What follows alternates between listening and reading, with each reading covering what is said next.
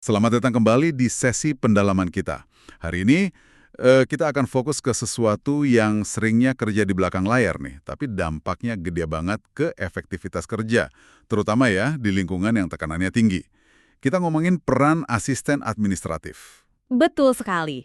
Peran krusial, tapi ya itu, apresiasinya mungkin sering nggak sebanding ya sama kontribusinya di banyak tempat. Nah, sumber kita kali ini dari buku klasik The McKinsey Way. Kita mau coba bedah bab 17, judulnya menarik nih. Asisten yang baik adalah penyelamat. Dari judulnya aja udah kebayang ya betapa pentingnya peran ini setidaknya buat McKinsey.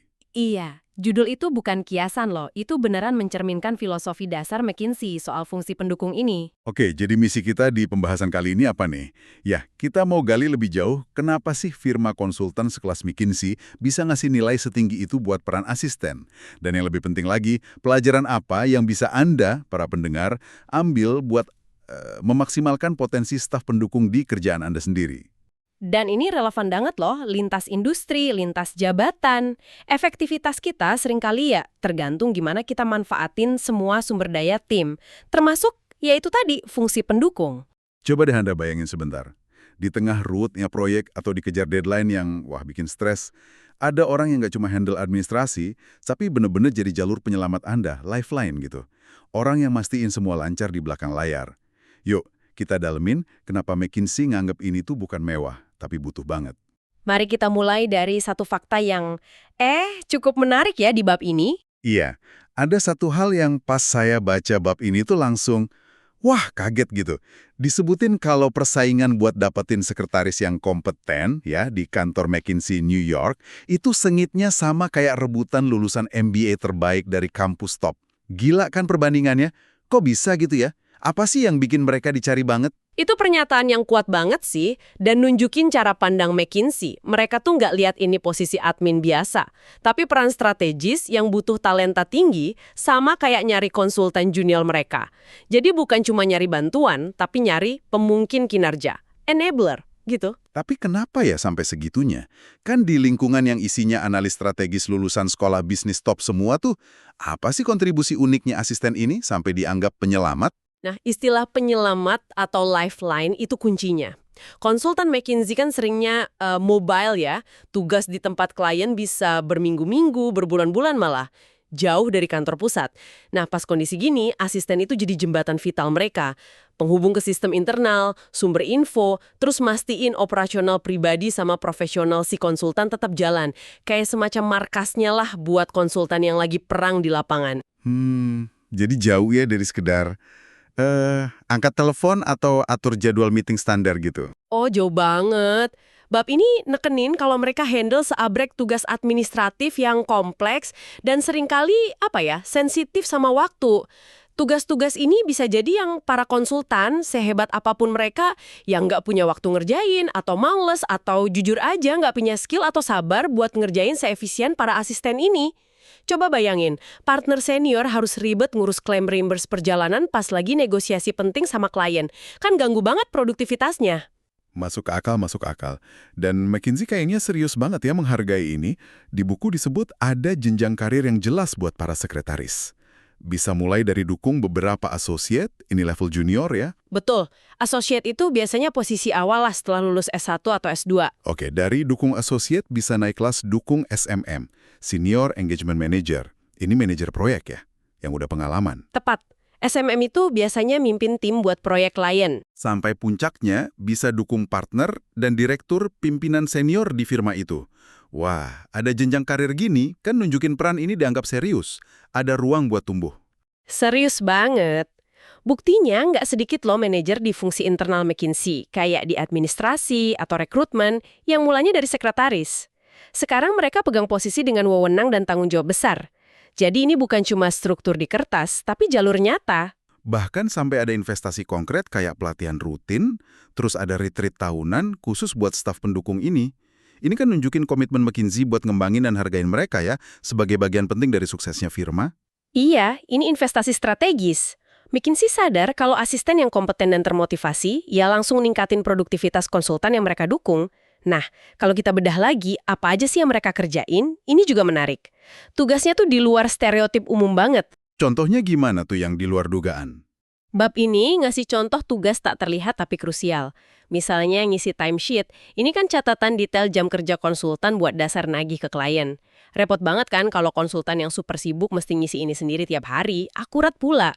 Iya, kebayang sih, pasti makan waktu dan fokus mereka ya. Tentu, contoh lain, bantu bayarin tagihan kartu kredit pribadi konsultan yang lagi tugas panjang di luar negeri, yang susah akses bank lokal, atau lupa tanggal jatuh tempo. Atau, ini contoh yang cukup personal sih, proaktif ngirim bunga atau hadiah kecil atas nama konsultan ke pasangannya gara-gara si konsultan ini lagi-lagi batalin janji penting karena kerjaan. Wah, yang terakhir itu sih benar-benar nunjukin pemahaman mendalam ya soal tantangan hidup konsultan. Ini bukan cuma tugas, tapi kayak dukungan emosional juga ya jatuhnya. Tepat sekali. Dan tugas-tugas kayak ginilah yang ngebedain asisten biasa sama seorang lifeline. Kemampuan buat antisipasi kebutuhan, ngurusin detail yang ribet tapi penting, itu ngasih ketenangan pikiran, peace of mind yang luar biasa buat konsultan. Mereka jadi bisa fokus total ke klien karena tahu urusan belakang udah ada yang handle dengan baik. Nah, ini nilai sebenarnya dari si penyelamat itu. Tapi ya, pasti ada sisi gelapnya juga kan kalau sistem ini gagal. Bab ini juga ngegambarin situasi yang disebutnya neraka buat konsultan yang, ya ampun, apes dapat asisten yang nggak kompeten. Gambaran kacaunya lumayan ngeri sih. Dokumen penting hilang, faks rahasia salah kirim, pesan urgent baru nyampe berhari-hari kemudian, sampai klien jadi kesal gara-gara cara asisten angkat telepon nggak profesional. Nah, itu mimpi buruk operasional banget. Di bisnis yang tergantung banget sama info, kecepatan, dan hubungan baik sama klien, kesalahan admin kecil aja bisa fatal akibatnya buat proyek atau reputasi firma. Kepercayaan bisa hancur gara-gara hal sepele. Malah ada anekdot agak lucu tapi tragis juga. Soal sekretaris yang nggak sengaja ngebocorin perselingkuhan seorang associate yang punya 2 pacar, cuma gara-gara salah kasih info jadwal ke orang yang salah. Ini kan nunjukin betapa pentingnya kompetensi, hati-hati, dan bisa jaga rahasia ya di peran ini. Contoh ekstrim sih itu, tapi ngegambarin potensi masalah kalau fungsi pendukung nggak jalan bener. Nah ini nih nyambungnya ke relevansi praktis buat Anda para pendengar. Mungkin Anda mikir, konteks saya beda, nggak punya asisten pribadi kayak di McKinsey. Itu sangat mungkin sih di banyak organisasi sekarang. Bener juga. Mungkin cuma ada sekretaris pool barengan, staf admin departemen, atau malah anggota tim junior yang rangkap tugas-tugas admin. Atau jangan-jangan Anda sendiri yang handle banyak urusan admin itu. Nah, apapun situasinya, prinsip dasar di bab 17 ini tetap relevan kok. Intinya tuh soal nilai yang kita kasih ke fungsi pendukung dan gimana cara kita interaksi sama orang yang ngejalaninnya, siapapun itu. Hargain kerjaan mereka dan perlakukan dengan baik, itu dampaknya universal. Terus, gimana dong caranya biar bisa bangun hubungan kerja yang positif dan efektif sama staf pendukung ini? Penulis buku The McKinsey Way kan cerita pengalamannya sama sekretarisnya, Sandy. Poin pertama katanya instruksi yang jelas. Jangan nganggap mereka bisa baca pikiran kita. Kedengaran sepele ya, tapi sering lupa nih. Betul. Komunikasi yang presisi itu fondasi efisiensi. Biar nggak salah paham, nggak salah kerja, nggak buang-buang waktu buat ngulang. Kedua, selalu kasih tahu keberadaan Anda. Apalagi kalau sering mobile atau nggak selalu di meja. Biar mereka gampang nyambungin Anda ke orang yang tepat atau kasih info akurat soal ketersediaan Anda. Ini soal jaga alur komunikasi biar lancar terus. Dan mastiin aksesibilitas. Penting kan itu, buat internal atau eksternal? Ketiga, nah ini menurut saya fundamental banget. Kasih rasa hormat yang tulus. Perlakukan mereka sebagai profesional yang setara. Bukan kayak, bawahan yang bisa disuruh-suruh seenaknya. Hormat ini ya kelihatan dari interaksi sehari-hari, nada bicara, cara ngasih tugas. Ini inti dari bangun hubungan kerja yang sehat sih. Tanpa rasa hormat, ya susah ngarepin komitmen sama kinerja terbaik. Ini bukan cuma sopan santun ya, tapi pengakuan atas kontribusi mereka. Terus poin keempat ini menarik nih. Kasih kesempatan buat inisiatif dan bikin keputusan sendiri ya, di lingkup tanggung jawab mereka tentunya. Misalnya, delegasiin bikin draft awal presentasi dari poin-poin kunci. Kasih wewenang atur prioritas jadwal Anda sesuai urgensi, atau biarin mereka jadi penghubung awal sama kolega lain buat koordinasi. Ini kan butuh percaya ya. Betul, butuh percaya. Tapi imbalannya gede loh. Pas staf pendukung merasa dipercaya dan dikasih sedikit otonomi, mereka cenderung lebih proaktif, merasa punya ownership sama kerjaannya, dan seringkali bisa kasih solusi atau sudut pandang yang mungkin nggak kepikiran sama Anda. Ini bukan soal lepas kendali ya, tapi memberdayakan secara cerdas. Jadinya hubungan saling untung, beban Anda kurang, kemampuan mereka nambah. Terakhir, soal bentuk penghargaan. Ya tentu, evaluasi kinerja yang positif, ucapan terima kasih, atau hadiah sesekali kayak bunga pas hari sekretaris atau bonus akhir tahun itu penting dan dihargai. Tapi penulis nekenin, semua itu nggak bakal efektif kalau nggak didasari rasa hormat di interaksi sehari-hari.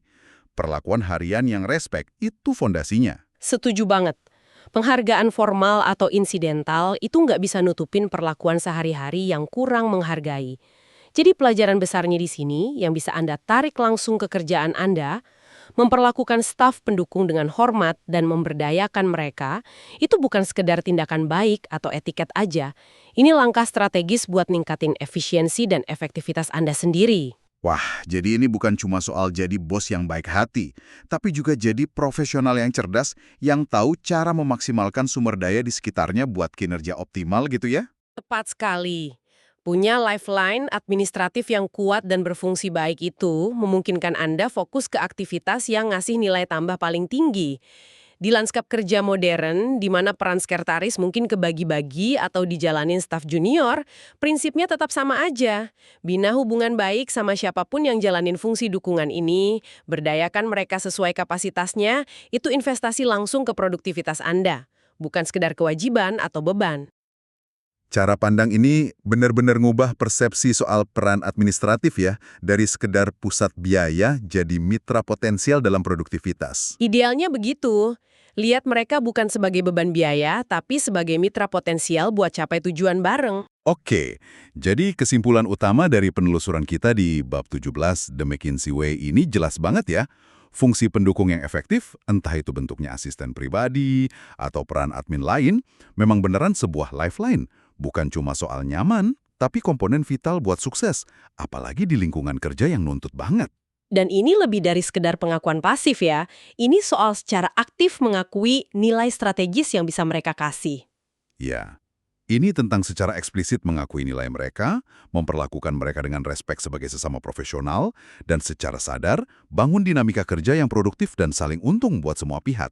Nah, sebagai bahan renungan penutup nih buat Anda bawa pulang, coba deh luangkan waktu sebentar buat refleksiin cara Anda interaksi sama orang-orang yang kasih dukungan administratif di sekitar Anda. Bisa resepsionis, asisten tim, staf HRD, atau mungkin anggota tim Anda sendiri yang sering bantu koordinasi. Apa nih yang perlu direnungin dari interaksi itu? Pertanyaannya gini, gaya interaksi Anda selama ini, apa sih yang sebenarnya ia cerminkan tentang gaya kepemimpinan dan efektivitas Anda secara keseluruhan? Apakah Anda secara sadar dan proaktif lagi bangun dan nguatin lifeline Anda dengan cara memberdayakan dan menghargai mereka? Atau jangan-jangan tanpa sadar, Anda justru lagi ngabain atau lebih parah, ngerusak potensi lifeline itu lewat sikap atau komunikasi Anda? Coba pikirin baik-baik. Dampaknya bukan cuma buat mereka, tapi yang paling penting buat kinerja, reputasi, dan kesuksesan Anda sendiri di jangka panjang.